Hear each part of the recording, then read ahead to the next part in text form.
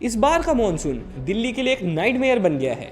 बरसात के आते ही सड़कें नदी बन जाती हैं, मेट्रो स्टेशन सीपेज से भर जाते हैं और ट्रैफिक का तो पूछो ही मत। लेकिन इंटरेस्टिंग बात तो ये है, गुड़गांव हर बार डूब जाता है जबकि नोएडा कंपैरेटिवली सेफ रहता है। क्या है इसका रीज़न, आज इस वीडियो में समझते हैं। तो सबसे पहले बात करते हैं दिल्ली की। IMD के डाटा के हिसाब से इस बार दिल्ली NCR में अगस्त तक 30% ज़्यादा रेनफॉल रिकॉर्ड हुआ, जो कंपेयर टू एवरेज यमुना ने इस बार कई बार डेंजर मार्क क्रॉस किया है और वाटर लॉगिंग ने हॉस्पिटल, स्कूल, ऑफिस सबको डिस्टर्ब किया।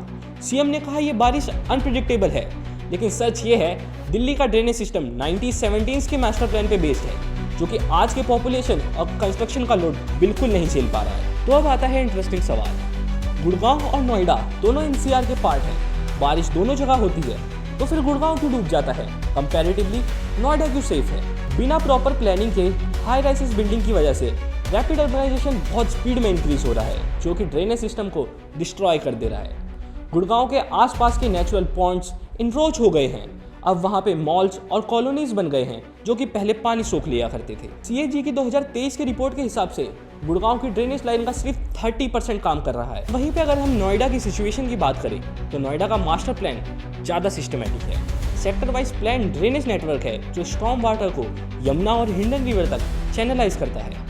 ग्रेटर नोएडा अथॉरिटी ने पिछले 5 साल में 40 से ज़्यादा वाटर पंपिंग स्टेशन इंस्टॉल किए हैं जो हैवी रेनफॉल को प्लानली डाइवर्ट करते हैं। सबसे बड़ा डिफरेंस, नोएडा का इंक्रोचमेंट थोड़ा कंट्रोल्ड है और ग्राउंड लेवल वाटर रिचार्ज के लिए ग्रीन बेल्ट्स मेंटेन किए गए हैं। तो जब गुड़गांव डूबता है और दिल्ली जाम में होता है, नोएडा थोड़ा बेटर निकल जाता है। लेकिन ओवरऑल ये मानसून दिल्ली के लिए वर्स्ट इसलिए है क्योंकि रेनफॉल का पैटर्न अनप्रिडिक्टेबल और एक्सट्रीम हो गया है।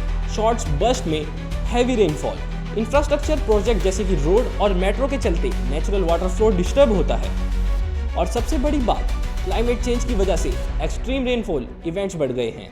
तो अब इस सवाल का सल्यूशन क्या है? एक्सपर्ट कहते हैं कि दिल्ली NCR के एक इंटीग्रेटेड ड्रेनेज प्लान बनाना होगा, रेन वाटर हार्वेस्टिंग को सीरियसली लेना होगा और इंक्रोचमेंट के खिलाफ स्ट्रिक्ट एक्शन लेने होंगे, वरना हर साल इसी तरह डूबता रहेगा। आपको क्या लगता है, आने वाले टाइम में गुड़गांव का ड्रेनेज सिस्टम सुधर सकता है या हालात इससे भी बदतर हो सकते हैं?